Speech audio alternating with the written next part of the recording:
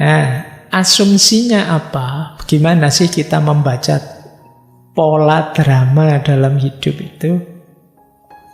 Kalau menurut Kenneth Buk, perhatikan 3 asumsi. Yang pertama, manusia itu animal symbolicum. Animal symbolicum itu, animal itu binatang yang fokus dengan simbol-simbol, tiap hari bermain dengan simbol. Apapun yang kita ekspresikan, itu biasanya bentuknya adalah simbol. Apa saja, bahkan sampai warna baju, sampai model potongan baju, sampai model rambut, sampai apapun. Biasanya kita memaknai sendiri. Mas, sekarang gondrong ya, enggak apa-apa, biar koyok filosof saya tak gondrong misalnya. Padahal sekedar gondrong kita maknai sebagai gaya-gaya filosof. Ini simbol. Misalnya apa? Minum. Kenapa sih kok saya selalu dikasih minum 2? Itu mungkin bagian dari simbol penghargaan. Pak Faiz, maksud cuma 1 ya 2 lah. Meskipun padahal diminum setengah dari yang 1 itu. Yang 1 enggak keminum misalnya. Tapi yo enggak pantas 1. Ini simbol. Jadi apapun simbol. Kalian kemana-mana bawa pulpen, ya bila kelihatan intelek Pak, kayak mahasiswa. Itu kan simbol. Zaman saya dulu begitu. Zaman angkatan saya masih naik mikrolet, naik bis kota, itu harus pakai sepatu dan bawa pulpen. Kalau enggak begitu, enggak dianggap mahasiswa dan bayar utuh. Itu pun sering debat sama keneknya. Mahasiswa tenan, wo, tenan, Mister. Jadi kita ini setiap hari dari simbol ke simbol. Apapun itu. Simbol itu kan sesuatu yang kita maknai. Jadi kenyataannya tidak membunyikan dirinya, tapi ada makna di balik kenyataan itu. Kalau saya pakai jas kayak gini, itu kan biasanya kamu tidak sekedar bilang, wah Pak Faiz pakai jas dingin, mungkin kan tidak begitu. Wah mungkin gaya sekarang ya, wah mungkin ikut tren sekarang ya, ada banyak makna dari sekedar jas. Jadi hidup kita ini serba simbol. Makanya kalau kalian membaca postingan, menanggapi postingannya temanmu, jangan lugu hanya dibaca bunyinya atau dilihat emotikonnya. Pahami yang tidak tertulis, tidak terungkap. Kenapa? Karena manusia itu animal symbolikum. Ya bunyinya sih kamu sudah makan, tapi di balik itu mungkin ada makna lebih jauh. Mungkin dia penuh perhatian, mungkin dia naksir kamu, mungkin dia macam-macam. Jadi manusia adalah animal symbolikum. Jadi seperti drama tadi, ketika temanmu, orang-orang sekelilingmu mengekspresikan sesuatu, ya jangan hanya lugu dibaca. Kalau ketawa berarti dia ketawa, kalau nangis berarti dia sedih. Tidak selalu begitu, maknanya bisa macam-macam. Tertawa itu bisa ketawa gembira, bisa ketawa stres, putus asa. Kadang kamu kan ya ketawa, wis itu kan ya ketawa. Bisa ketawa sinis, bisa ketawa putus asa, loh sama-sama tertawa. Jadi maknanya bisa banyak. Itulah animal symbolikum. Jadi kalau kalian merespon seseorang, ekspresi-ekspresi dirinya, kalimatnya, pernyataannya, atau gesturnya, pahami maknanya, tidak sekedar faktanya.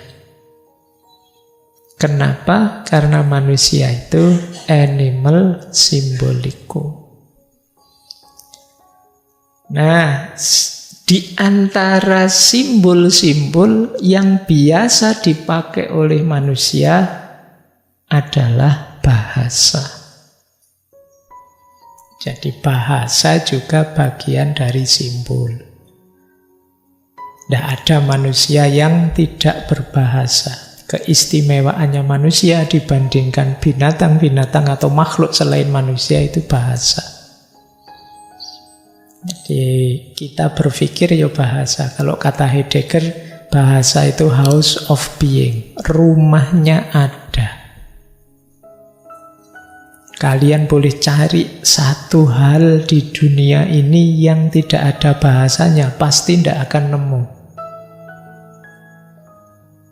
Boleh, ayo cari satu hal, sebutkan pada saya yang tidak ada bahasanya. Cinta, Pak. Ayo kamu sebut cinta, berarti ada bahasanya.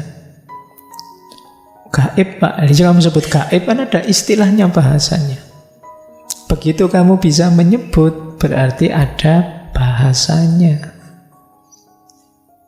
Dia adalah wadahnya segala keberadaan, itu bahasa.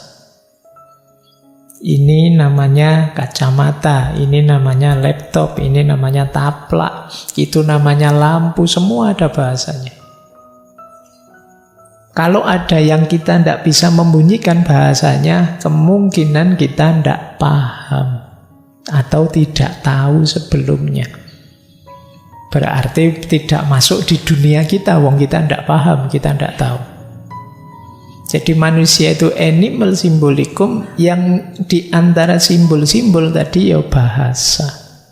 Berarti memahami bahasa pun ya sifatnya simbolik, tidak lugu. Bunyinya apa, maknanya apa, tidak selalu begitu. Selalu ada kalimatnya begini sih, tapi tidak tahu rujukannya kemana. Bisa saja kalimatnya memuji, tapi sebenarnya itu menyindir. Bisa saja kalimatnya merendahkan, tapi sebenarnya itu bergurau saja.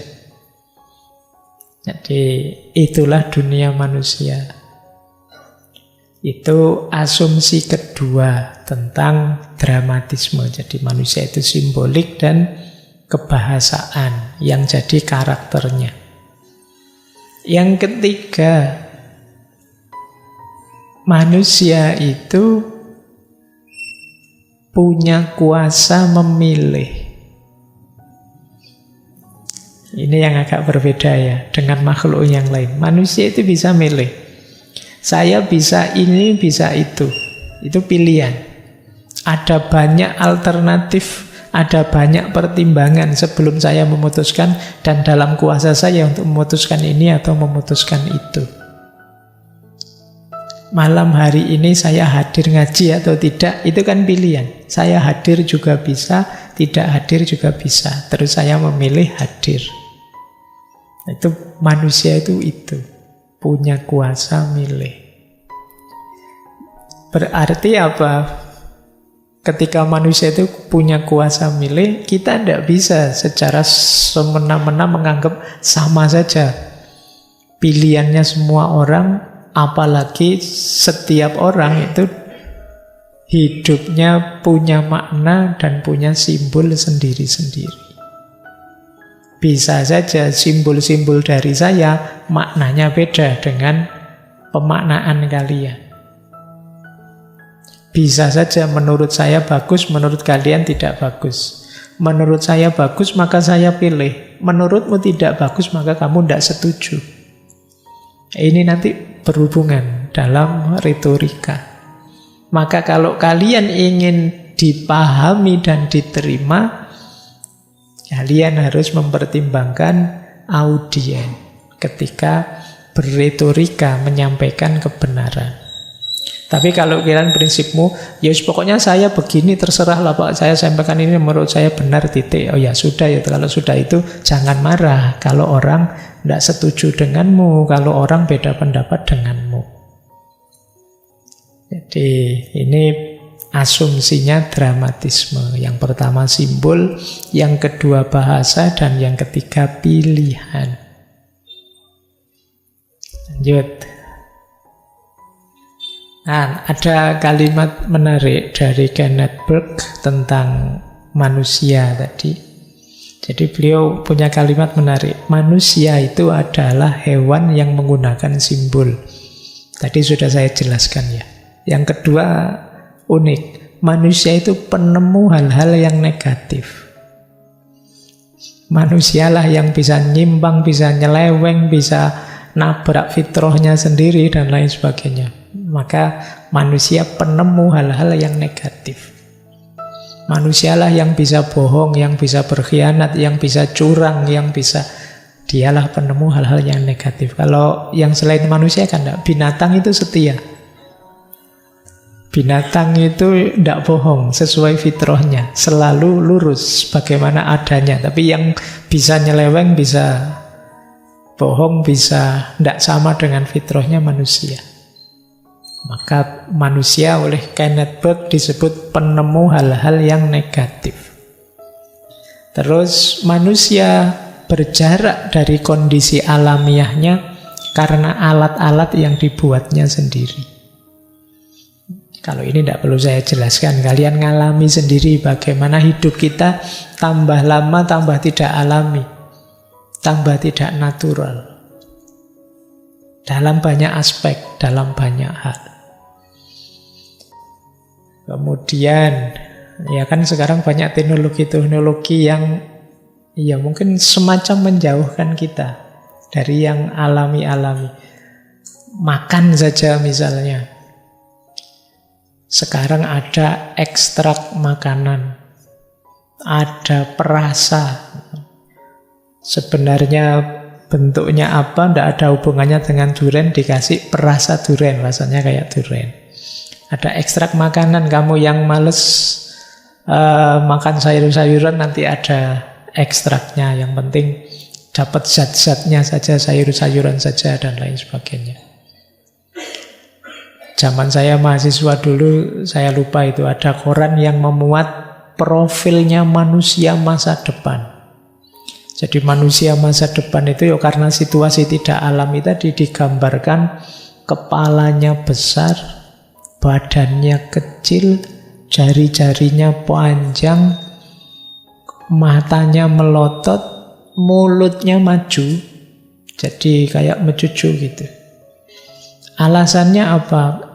Badannya kecil karena jarang olahraga, tiap hari rebahan pegang HP. Jari-jarinya panjang, kamu tiap hari tutul-tutul gini kan jadi drijimu panjang. Yang beraktivitas cuma jarinya. Terus matamu melotot, gimana nggak melotot? Tiap hari kamu mendeliki laptop, melotot di hadapan, jadi matamu terbiasa melotot. Nanti digambarkan juga dadanya besar, tapi perutnya kecil. Malah tidak gendut. Dadanya besar karena tiap hari kamu menghirup polusi. Jadi akhirnya kapasitasmu, paru-parumu menggelembung, dadamu jadi besar. Perutmu kecil karena mungkin besok kamu makanan-makanan banyak kimianya terkontaminasi ini itu, akhirnya yuk kamu makannya sedikit, bahkan model ekstrak tadi. Jadi mungkin besok kamu sarapan itu tidak perlu capek-capek beli pecel, beli soto. Ada pil rasa pecel yang bisa bikin kenyang langsung. Jadi tiap hari kamu minum pil satu itu kayak sarapan, nanti siang satu lagi. Jadi makanya mulutnya jadi mencucu. Ya, gunanya cuma untuk nguntal pil saja untuk tiap itu. Jadi profil manusia masa depan. Matamu melotot, dadamu besar kebanyakan polusi, mulutnya mencucu karena jarang dipakai beraktivitas, gigimu hancur karena tiap hari kena zat kimia macam-macam, jari-jarimu panjang karena hanya itu yang beraktivitas. Dan itu kita di masa depan. Itu contoh ya, kita tambah lama tambah jauh dari yang alami-alami. Kamu mungkin semakin lama semakin tidak sadar indahnya sinar bulan karena tiap hari kamu ketemu sinar lampu kalau malam. Jadi mungkin kadang kamu kaget, wah indah sekali ya. Kamu ngertinya itu kalau pas rekreasi ke pantai mana, ke gunung mana. Padahal di rumahmu mungkin juga ada, tapi jarang kamu sadari. Nah itu kata Kenneth Burt ya, manusia tambah berjarak. Kemudian yang menggerakkan kita sebagian besar adalah hal-hal yang negatif. Kita melakukan ini karena takut ini, takut itu. Ketakutan-ketakutan kita, itulah yang lebih banyak menggerakkan kita. Dan yang terakhir, kita membusuk dalam mimpi kesempurnaan, kata Kenneth Burt. Kita ingin sempurna, kita ingin tanpa celah, kita ingin tidak ada kelemahan apapun. Dan itu menghancurkan kita. Makanya belakangan banyak tingkat stres, orang sulit menghadapi masalah, tidak kuat menanggung beban permasalahan. Karena dia punya visi sempurna. Ada kurang sedikit saja, ada cacat sedikit saja, dia tidak kuat menanggungnya. Ada mahasiswa yang bunuh diri karena skripsinya tidak selesai-selesai misalnya. Itu bagi dia mungkin beban yang sangat berat. Padahal di sini mungkin banyak yang tidak lulus-lulus, santai aja. Tapi ada di antara kita yang itu beban. Nah, itu yang disebut membusuk dengan impian kesempurnaan. Apa-apa ingin perfect, sehingga ketika ada cacat sedikit saja, kita drop.